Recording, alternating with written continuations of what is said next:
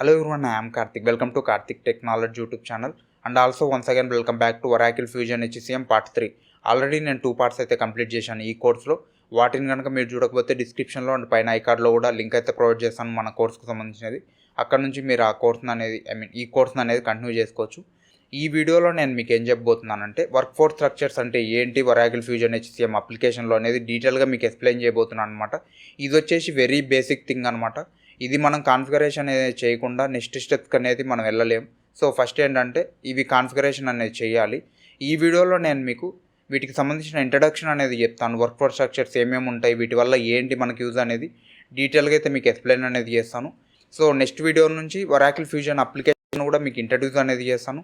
అందులో ఎలాగ కాన్ఫిగరేషన్ అనేది చేయాలి వర్క్ ఫోర్స్ స్ట్రక్చర్స్ను. ఆ తర్వాత నేను చాలా టాపిక్స్ ఉంటాయి HCMలో అని చెప్పాను కదా మీకు ఆల్రెడీ ఫ్యూజన్ HCMలో. సో వాటి గురించి కూడా 1 by 1 అయితే వెళ్దాం. సో వాటికి వెళ్ళే ముందు వర్క్ ఫోర్స్ స్ట్రక్చర్స్ అంటే ఏంటి, వీటిని ఎలాగ కాన్ఫిగర్ చేయాలి అనేది చాలా ఇంపార్టెంట్ అనమాట ఫ్యూజన్ అప్లికేషన్లో.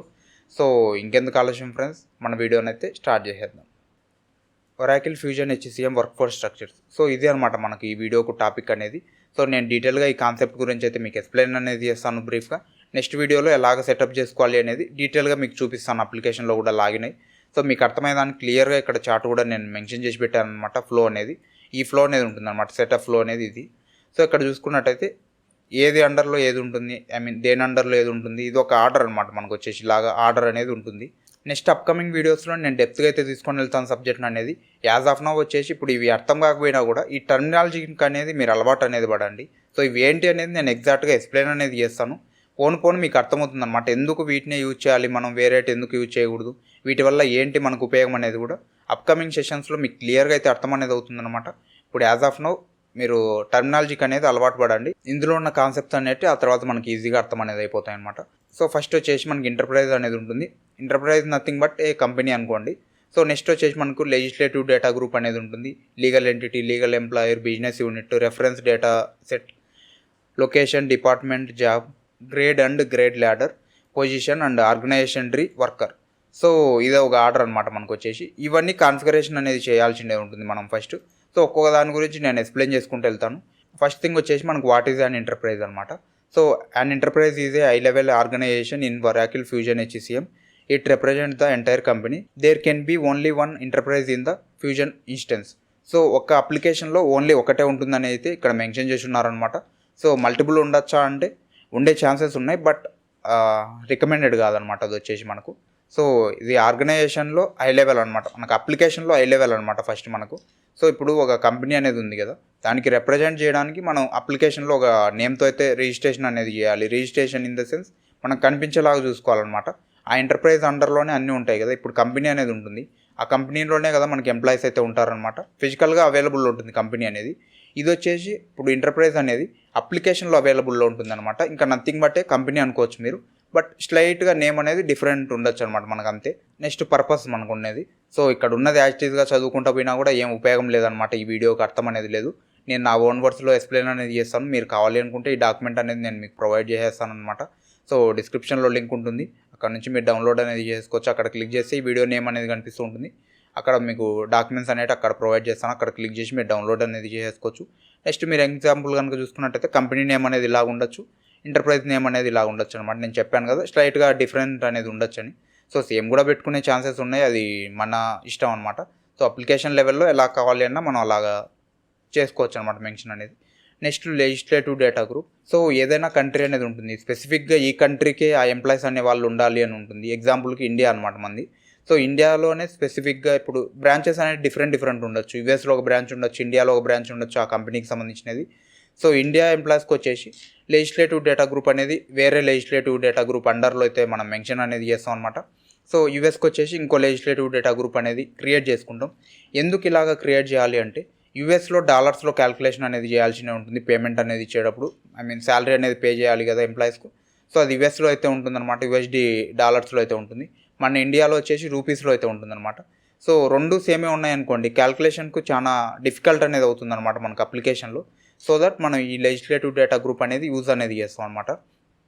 సో ఇక్కడ పర్పస్ కావాలంటే ఇక్కడ చూస్తే మీరు చూసుకోవచ్చు అనమాట. Payroll processing, tax rules, tax సంబంధించినట్టు కూడా ఉంటాయి కదా. ఇండియాలో ఒకలాగా ఉంటాయి, యూఎస్లో ఒకలాగా ఉంటాయి, అదర్ కంట్రీస్లో ఒకలాగా అయితే ఉంటాయి అనమాట. ఇవన్నిటిని మనం వేరియేషన్ అనేది చేసుకోవడం కోసం లెజిస్లేటివ్ డేటా గ్రూప్ అనేది యూజ్ చేస్తాం అనమాట. సింపుల్గా మీకు అర్థమయ్యేదానికి ఎగ్జాంపుల్ వచ్చేసి ఇలాగైతే ఉండొచ్చు మనకు లెజిస్లేటివ్ డేటా గ్రూప్ అనేది అయితే. సో క్రియేట్ చేయొచ్చు మనకు నచ్చిన నేమ్తో, బట్ ఎగ్జాంపుల్గా ఇక్కడైతే పెట్టాను, నేను చూపిస్తాను మీకు క్రియేట్ చేసి కూడా నెక్స్ట్. సో నెక్స్ట్ మనకి ఏంటంటే what is a legal entity. A legal entity is a company registration with a government authorised. So government నుంచి మనం లైసెన్స్ అనేది తీసుకోవాలి కదా కంపల్సరీ, కంపెనీ అనేది ఫామ్ చేయాలి అంటే. సో లీగల్ ఎంటిటీ అంటే అదనమాట. మనకు వచ్చేసి అప్లికేషన్లో మనం ఇది కాన్ఫిగరేషన్ అనేది చేస్తాం అనమాట.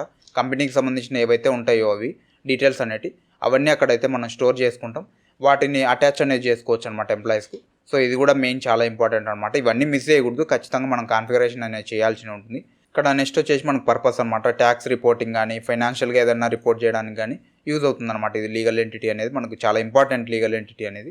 నెక్స్ట్ ఎగ్జాంపుల్కి వచ్చేసి ఇలాగైతే నేమ్స్ అనేవి ఉండొచ్చు అనమాట మనకు లీగల్ ఎంటిటీకి సంబంధించినవి. సో నెక్స్ట్ మనకి ఏంటంటే what is a legal employer. A legal employer is a organisation that hires employees and maintains employment records. So మనం ఏదైతే ఆర్గనైజేషన్లో హైర్ చేస్తూ ఉంటామో ఎంప్లాయీస్ని అనేది హైర్ చేసి ఆ ఎంప్లాయ్మెంట్కి సంబంధించిన రికార్డ్స్ను ఇవన్నీ మెయింటైన్ అనేది చేస్తూ ఉంటాం, అదంతా లీగల్ ఎంప్లాయర్ కిందకైతే వస్తుంది అనమాట. దీనికి కూడా ఒక నేమ్ అనేది ఉంటుంది. ఇప్పుడు మల్టిపుల్ లీగల్ ఎంప్లాయర్స్ అనే వాళ్ళు ఉంటారనమాట. ఏ లీగల్ ఎంప్లాయర్ కిందకి ఏ ఎంప్లాయర్ని అనేది మనం హైర్ చేస్తున్నాం అనేది మెయిన్ ఇంపార్టెంట్ అనమాట. సో అది లీగల్ ఎంప్లాయర్ను బేస్ చేసుకొని మనం హైరింగ్ అనేది చేస్తూ ఉంటాం. సో ఇది చాలా వేరియస్ పర్పసెస్కి అయితే మనం యూజ్ చేస్తాం అనమాట.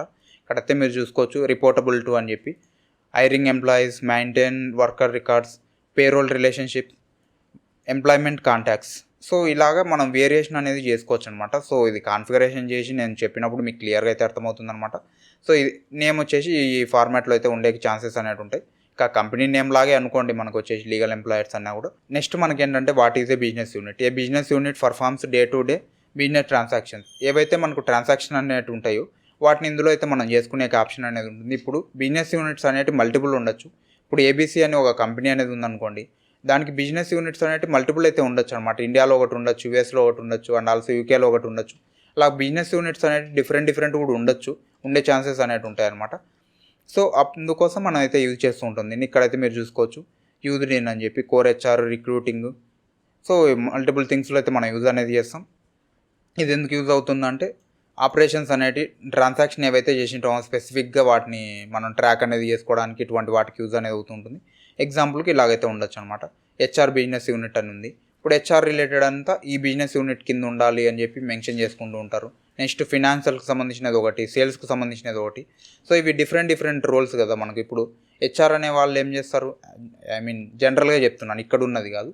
HR in the sense recruit అనేది చేసుకుంటారు, కంపెనీకి ఎంతమంది ఎంప్లాయ్మెంట్ కావాలి ఏంటి ఇదంతా చూసుకుంటూ ఉంటారు అనమాట. నెక్స్ట్ ఫినాన్షియల్గా వచ్చేసి ప్రాఫిట్స్ ఎలాగొస్తున్నాయి మన కంపెనీకి అనేది డీటెయిల్గా ఇందులో అయితే ఉంటుంది. నెక్స్ట్ సేల్స్ అనమాట. మన దగ్గర ఏదైనా ప్రోడక్ట్ ఉందనుకోండి, అది సేల్స్ చేస్తూ ఉంటాం. ఇలాగ డిఫరెంట్ సెగ్మెంట్స్ అయితే ఉంటాయి అనమాట మనకు ఒకే కంపెనీలో. సో వాటిని బిజినెస్ యూనిట్స్తో మనం స్పెసిఫిక్గా డిఫరెన్షియేషన్ అనేది చేసుకుంటాం. నెక్స్ట్ మనకి ఏంటంటే రెఫరెన్స్ డేటా సెట్ అనమాట. A reference data set controls the sharing and setup data across the business units.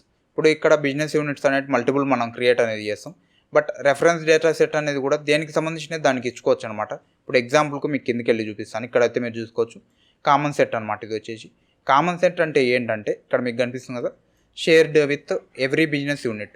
So ఎన్నైతే మనకు బిజినెస్ యూనిట్స్ అయితే ఉంటాయో అన్ని బిజినెస్ యూనిట్స్తో షేర్ చేసుకోవచ్చు అనమాట. ఆ డేటా అనేది కనిపిస్తూ ఉంటుంది ఏ బిజినెస్ యూనిట్లోకి వెళ్ళినా కూడా మనం. సో నెక్స్ట్ వచ్చేసి మనకు కస్టమ్ సెట్ అనేది ఉంటుంది. ఇది స్పెసిఫిక్గా ఈ బిజినెస్ యూనిట్కే ఉండాలి అన్నప్పుడు ఇదైతే మనం మెన్షన్ అనేది చేసుకుంటాం అనమాట. సో మనం ఒక డిఫరెంట్ క్రియేట్ చేసుకున్నాం అనుకోండి, ఒక రెఫరెన్స్ సెట్ అనేది ఇంకో బిజినెస్ యూనిట్ కనుక మనం అసైన్ చేసామంటే అది వర్క్ అనేది అవ్వదు అనమాట. ఏ బిజినెస్ యూనిట్కి అది స్పెసిఫిక్గా క్రియేట్ చేసుకోవాలి, లేదంటే ఇంకా కామన్ సెట్ అనేది యూజ్ అనేది చేసుకోవచ్చు అనమాట. మల్టిపుల్ బిజినెస్ సెట్స్కు మనం యూజ్ చేయాలి, బిజినెస్ యూనిట్స్కి యూజ్ చేయాలి అన్నప్పుడు ఈ కామన్ సెట్ అనేది మనం యూజ్ అనేది చేసుకోవచ్చు. సో ఎగ్జాంపుల్కి ఇలాగనమాట జాబ్ అనేది. సో ఇక్కడైతే మీకు కనిపిస్తుంది షేర్డ్ ఆబ్జెక్ట్స్ అనమాట. జాబ్, గ్రేడ్, డిపార్ట్మెంట్, ఇంకా లొకేషను, పొజిషన్ ఇలా ఉంటాయి కదా మనకు మల్టిపుల్ థింగ్స్. అవన్నీ మనం ఇక్కడైతే చేసుకోవచ్చు అనమాట. నెక్స్ట్ మనకి ఏంటంటే లొకేషన్. సో లొకేషన్ ఏంటంటే ఇంకా దీన్ని సింపుల్ వర్డ్స్లో చెప్పాలంటే, ఇప్పుడు ఎగ్జాంపుల్కి ఒక కంపెనీ అనేది ఉంది ఫ్రెండ్స్, దానికి మల్టిపుల్ బ్రాంచెస్ అనేవి ఉన్నాయి. ఇండియాలో ఒకటి, యూఎస్లో ఒకటి, కెనడాలో ఒకటి, ఇలాగ మల్టిపుల్ బ్రాంచెస్ ఉన్నాయనుకోండి. ఆ బ్రాంచెస్ అనేది ఉంటాయి కదా, ఆ బ్రాంచ్ అనేది ఎక్కడుందో స్పెసిఫిక్గా ఆ లొకేషన్ అనేది ఉంటుందన్నమాట, ఆ అడ్రస్ అనేది. అది మనం ఇక్కడ లొకేషన్లో అయితే స్టోర్ చేస్తాం అనమాట. దీని గురించి పెద్దగా చెప్పాల్సినది కూడా ఏం లేదు, జస్ట్ ఇంతే అనమాట, వన్ వర్డ్ ఆన్సర్ అనుకుంటే. ఇంకా సో ఎగ్జాంపుల్కి ఇలాగనమాట. మనకు ఇప్పుడు ఇండియాలోనే మల్టిపుల్ ఉన్నాయనుకోండి, వాటికి కూడా అడ్రస్ అనేది మనం డిఫైన్ చేయాల్సినది ఉంటుంది. ఏ బ్రాంచ్కి వర్క్ చేస్తున్నాడు, ఏ లొకేషన్లో వాడు వర్క్ చేస్తున్నాడు అనేది మనం చెప్పలేము కదా. ఇండియా అని చెప్తాం, ఓకే. ఇండియాలోనే మల్టిపుల్ థింగ్స్ ఉన్నాయంటే అవి కూడా మనం అసైన్ చేయాల్సినది అయితే ఉంటుందన్నమాట. సో అవి కూడా సెటప్ అనేది చేసుకోవాలి. అండ్ ఆల్సో లొకేషన్ అనేది అక్కడ మెన్షన్ చేసుకోవచ్చు మనం అడ్రస్ అనేది. సో లైన్ 1, లైన్ 2, లైన్ 3 ఇలాగ మొత్తం అయితే అడ్రస్ ఇచ్చుకోవచ్చు. అది నెక్స్ట్ వీడియోలో చూద్దాం మనం.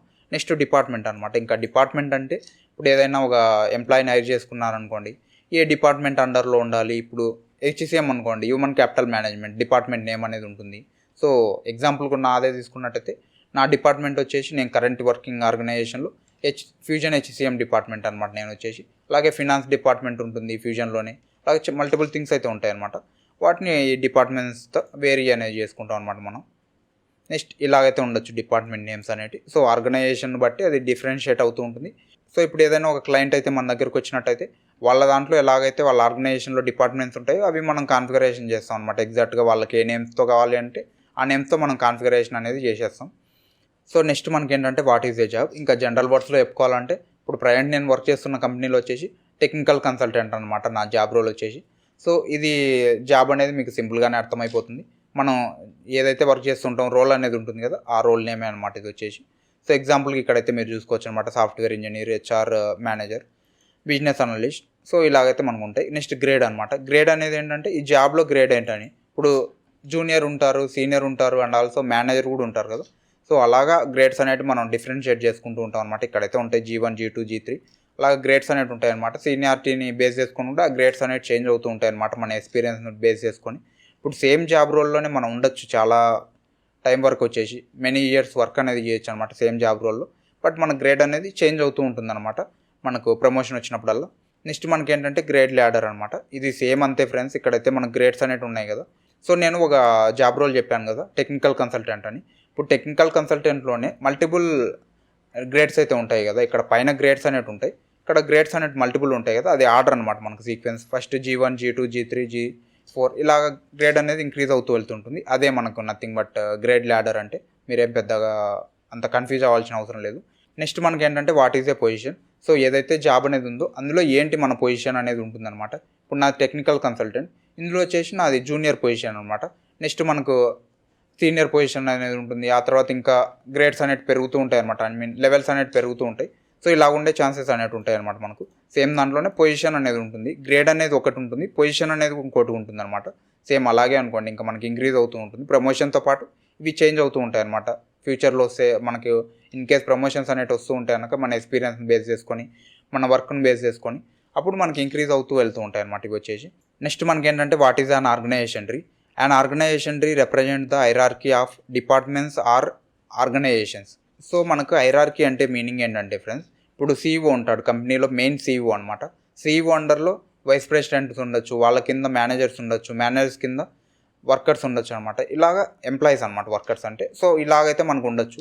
సో ఇక్కడ మీకు ఎగ్జాంపుల్కి అర్థమయ్యేదానికి కూడా మెన్షన్ చేశాను అనమాట. ఫస్ట్ CEO అండర్లో ఇది ఎగ్జాంపుల్ అనమాట. ఒక ఆర్గనైజేషన్ బేస్ చేసుకొని ఇంకా మిడిల్లో యాడ్ అయ్యే ఛాన్సెస్ అనేవి ఉంటాయి. CEO అనమాట ఫస్ట్. CEO తర్వాత హెచ్ఆర్లో ఇక్కడ చూసుకోవచ్చు రిక్రూట్మెంట్ అండ్ పేరోల్ అనమాట. Next finance, next IT, development and testing అనమాట. సో ఇలాగా ఈ సీక్వెన్స్లో అయితే ఉండొచ్చు. ఇంకా ఆర్గనైజేషన్ బేస్ చేసుకొని డిఫరెన్షియేట్ అనేది అవ్వచ్చు అనమాట. ఇది మనకు హైరార్కీ అనమాట, నథింగ్ బట్. సో నెక్స్ట్ మనకి ఏంటంటే వర్కర్. సో వర్కర్ ఏంటంటే మనం ఎంప్లాయీని హైర్ చేయాలి అనమాట. నెక్స్ట్ వచ్చేసి ఇప్పుడు పైన ఉన్న 13 స్టెప్స్ అయితే మీరు చూశారు, 13 వర్క్ స్ట్రక్చర్స్ అనేవి మీరు చూశారనమాట ఇప్పటికి వచ్చేసి.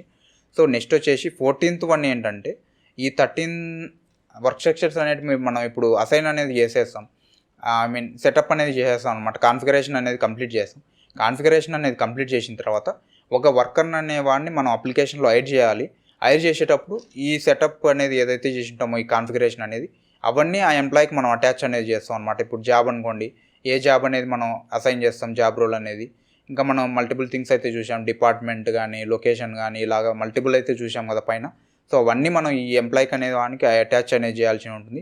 ఇక్కడైతే మీరు చూసుకోవచ్చు అనమాట. నేను జస్ట్ మెన్షన్ చేసి పెట్టాను. ఇక్కడ లీగల్ ఎంప్లాయర్ అయితే మనం క్రియేట్ చేసి ఉంటాం, అది కాన్ఫిగర్ చేసి ఉంటాం కదా. ఇవన్నీ కాన్ఫిగర్ చేసి ఉంటాం అనమాట. పైన ఆల్రెడీ నేను చూపించుకుంటూ వచ్చాను మీకు. ఇవన్నీ కాన్ఫిగరేషన్ అనేది చేసిన తర్వాత ఆ ఎంప్లాయీకి అటాచ్ అనేది చేస్తాం అనమాట మనం. సో హైరింగ్ అనేది కూడా నేను చెప్తాను మీకు క్లియర్గా ఎలాగ హైర్ చేసుకోవాలి అనేది. హెచ్డిఎల్ నుంచి చేసుకోవచ్చు, హెచ్హెచ్డిఎల్ నుంచి చేసుకోవచ్చు, మాన్యువల్గా ఒక ఎంప్లాయీని కావాలన్నా మనం హైర్ అనేది చేసుకోవచ్చు అప్లికేషన్లో. సో ఇవన్నీ నేను మీకు క్లియర్గా అయితే చూపిస్తాను అనమాట. ఒరాకిల్ ఫ్యూజన్ హెచ్సిఎంకి సంబంధించిన టోటల్ కోర్స్ అనేది మన ఛానల్లో అయితే ప్రొవైడ్ చేస్తాను నేను. మీరు ఎటువంటి టెన్షన్ అనేది తీసుకోక్కర్లేదు ఈ కోర్స్ని ఎక్కడ మిడిల్లో స్టాప్ చేస్తానని. నేను ఎక్కడా స్టాప్ చేయను. 100% కంప్లీట్గా అయితే మీకు కోర్స్ నాలెడ్జ్ అనేది ఇస్తాను. టెక్నికల్ స్కిల్స్ అన్నీ నేర్పించేస్తాను నేను మన కోర్సులో వచ్చేసి. సో మీరు ఎటువంటి టెన్షన్ అనేది తీసుకోక్కర్లేదు. మీరు చేయాల్సినదల్లా మన ఛానల్ని సబ్స్క్రైబ్ అనేది చేసుకొని స్టే ట్యూన్గా అయితే ఉండండి. మన ఛానల్లో ఫ్రీక్వెంట్గా వీడియోస్ అనేది నేను అప్లోడ్ చేస్తూ ఉంటాను. వాటిని చూసుకుంటూ మీరు ఫాలో అనేది అయిపోయి ఈ కోర్స్ని అనేది కంప్లీట్గా అయితే నేర్చుకోవచ్చు అనమాట. మీ కెరియర్ను కూడా స్టార్ట్ అనేది చేయొచ్చు ఫ్యూజన్ హెచ్సిఎంలో.